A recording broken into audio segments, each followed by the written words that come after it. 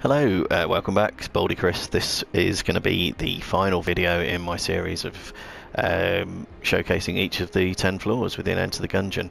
This you may recognise as being the chest that holds the gun that can kill the past, which you'll get to after beating the dragon, the 5th floor boss. So there is the gun that can kill the past, very carefully designed to shoot oneself in the face with.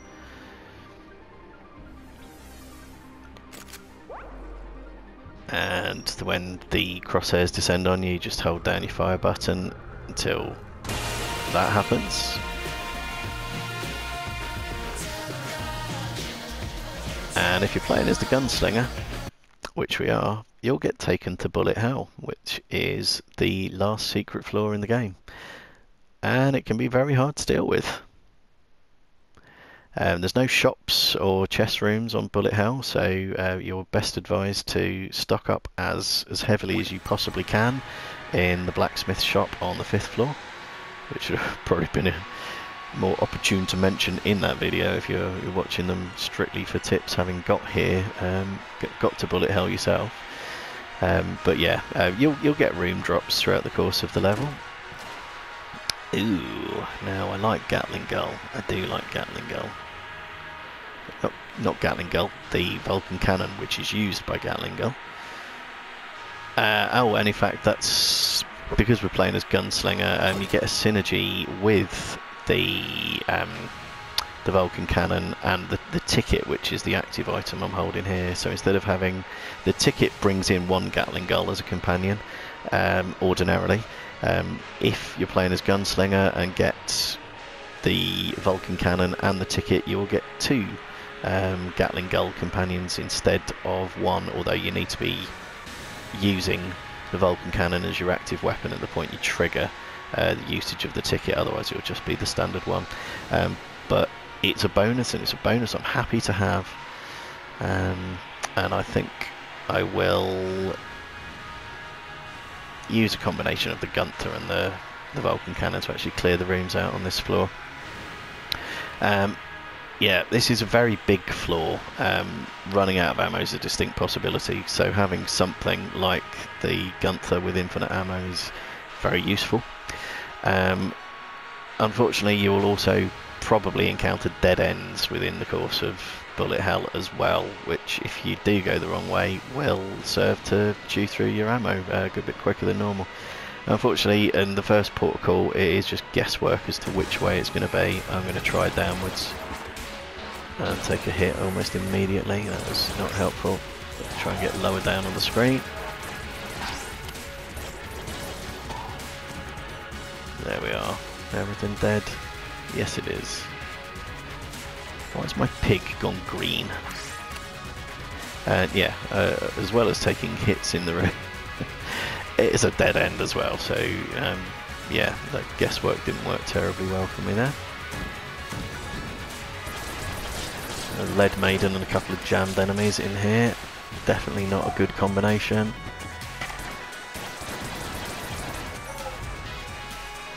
I don't really know what the yellow thing that flew across the screen was there either. That was weird. Did it again. Presumably that was something that was on my side, I don't know.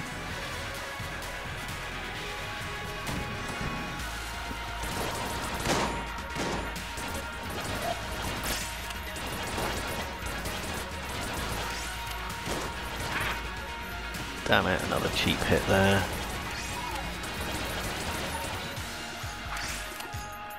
And yeah, some of the individual rooms within Bullet Hell are very big rooms as well, which is unhelpful because you can't necessarily see where things are attacking you from, just that you are being attacked.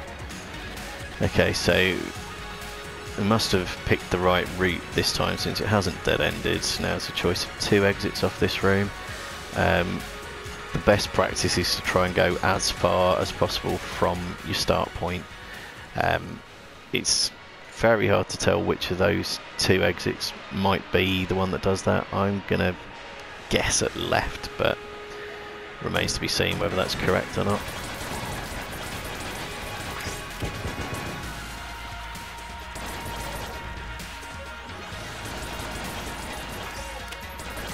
Okay, as with any room on any floor, killing stuff as quickly as possible is definitely the best way to go.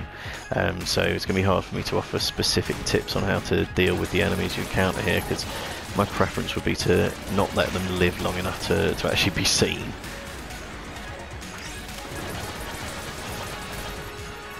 Some of them you can push into pits. That's definitely a valid tactic if you can get away with it. I think most of the ones in that room were flying enemies which can't be knocked into pits, unfortunately. So yeah, I think we've probably selected the correct direction to go, since we do seem to be not looping back around to that room or hitting a dead end, and probably still being taken away from the start point.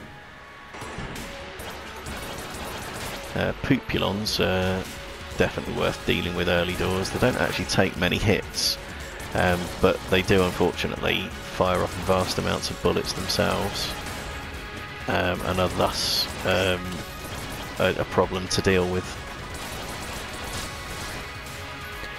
This room's not too bad because you can make use of cover in it.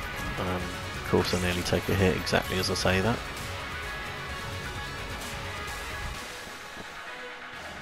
But yeah, we had a jammed gun nut there. I think as standard he is jammed. I don't think we've got a high curse level on this run. Let's flip up those tables for a bit of cover.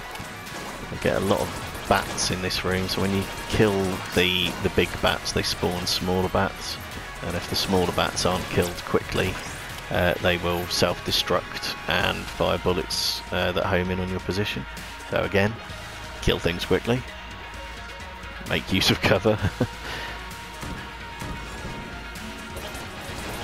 Okay, oh, that was irritating. I'm thoroughly cornered here. This is not helpful in the slightest. Yeah, not been making a good fist of this level at all.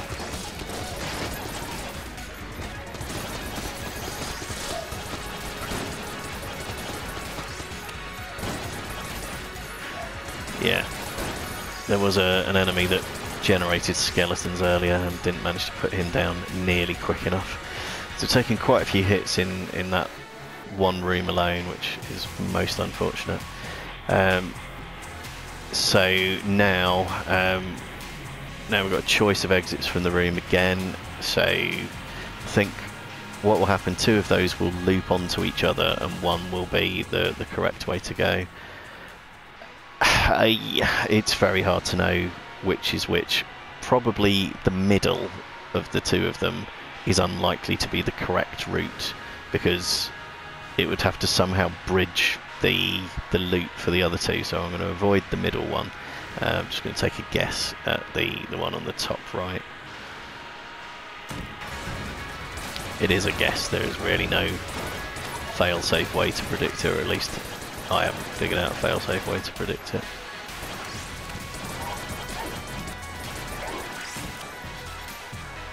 Okay. That gun talking to me does make it a little hard to sometimes see what's actually in front of you. There's plenty of pits and fire traps and things like that on this floor, and you know, if I'm going to die to something, which is a real possibility. I know we've got Pig as a resurrection tool. If I'm going to die to something, I'd rather it was an actual enemy rather than, you know, just walking into a pit like a bell end. I mean, preferably I'd rather not die at all, but then we've got these things that gradually inflate and explode. They will have been first encountered on the Abbey of the True Gun, which hopefully will be an earlier video in my series, but I didn't manage to get into it on this particular run, so it will be a non-continuous set of videos, but an earlier one in the series that has yet to be recorded.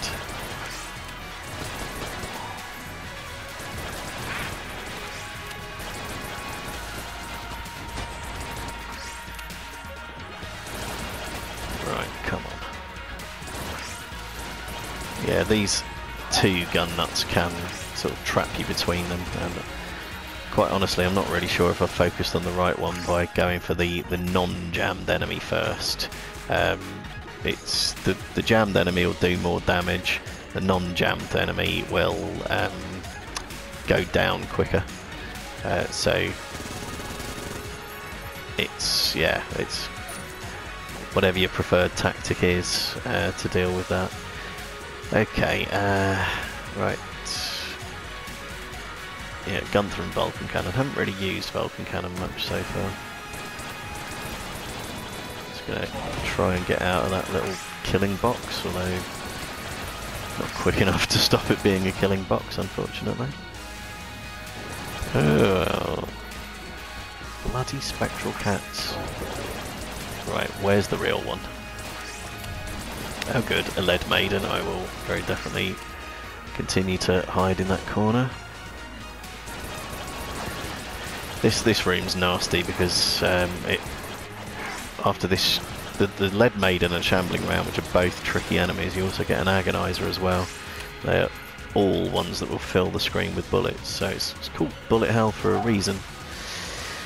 Okay, now I think we did pick the correct route there, since we've now got to another three-way junction. So once again, I'm going to avoid the middle route, and I'm not really sure whether left or right is the better way to go. Technically left leads further away from the start point, but I can't be absolutely sure that that's going to be the way to go. I'm going to be contrary and go right this time. It just sort of feels like there's more gap in the layout for it to be this direction, which might be an incorrect assumption. Thankfully managed to get the guys that spawn in other things or buff other things dealt with quite quickly there.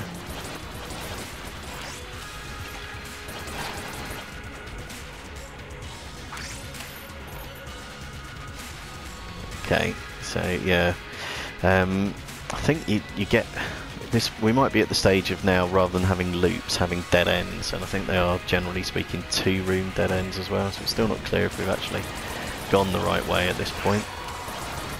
There's very little cover in this room. Right up at the top is about the only place that will do it. So I will hide there.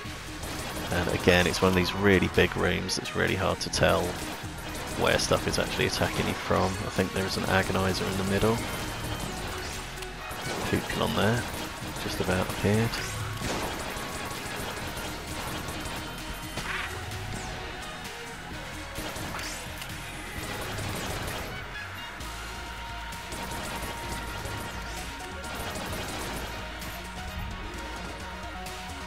Yeah, that seemed to be everything, and of course, yes, it was unfortunately a dead end. What a pain in the pooper. Okay, so in which case it could be either one of the three exits, since it's dead ends as opposed to loops that we're getting, so could still be the vertical exit.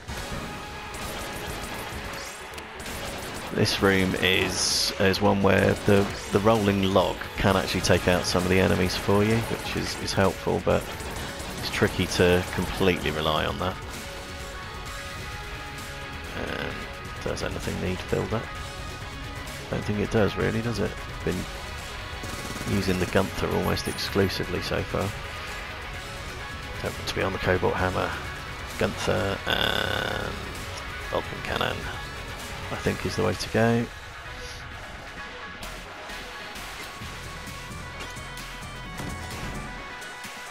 Another agonizer over in the middle. I'm going to try and focus on that, since they spit out a lot of bullets. Still got hit by them. Again, if you can get it, I still haven't managed to actually deal with it either.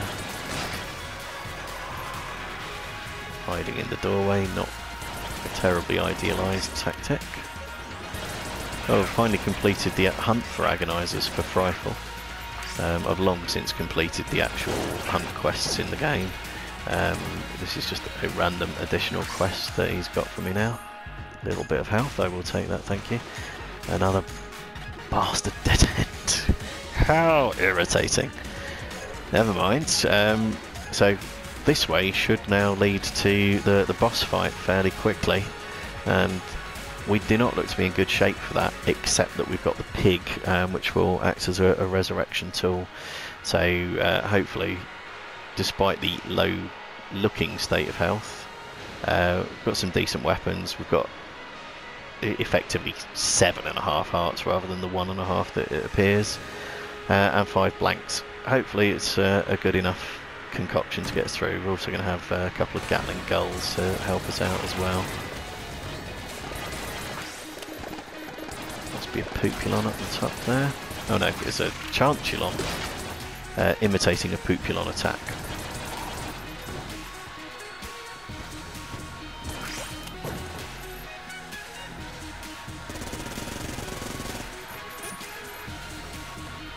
Yeah, somewhere within Bullet Hell you'll find a secret room. The old cracked wall thing as usual. Within that there is an evil gun muncher that requires being fed 10 guns over cumulative runs. If you do that you will unlock Gunslinger's Ashes, which is far and away one of the hardest unlocks in the game to get, simply because even finding the room is tricky. Most times you'll find it by accident, by getting hit while you've got armour, and that triggering a blank effect that blows open the entrance to the secret room. But having the luxury of 10 guns to spare as well is also quite tricky. So yeah, here we are coming up to what will be the Lich Fight. It'll be a glitched Lich, so there'll be 2 of them.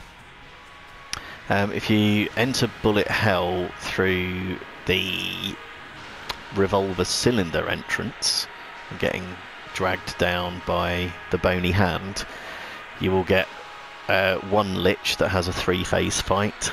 If you go in through the Gunslinger's Way, like I've done, it will be 2 Liches, but thankfully only a 1-phase fight. I think it's weirdly the glitched version of the Lich that I see more often. So yeah, gone to the Vulcan Cannon as the primary weapon just so I get 2 Gatling Gulls when I trigger the active item. Just let the little intro tape play here for the Gunslinger. Sorry, for the Lich, who effectively is the Gunslinger. Okay, help me out, Gatling Gulls, and let's go straight to the Yari launcher for dealing some maximum damage.